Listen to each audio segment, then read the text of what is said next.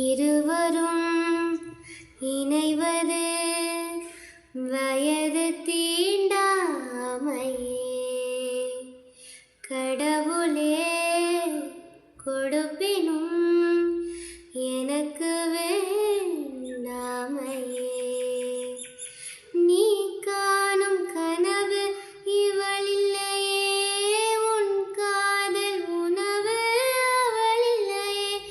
நான் உன்னை, நீ என்னை, என் வேதனை உன் தூரமும் என் தூரமும் கண்கள் காணாமல்.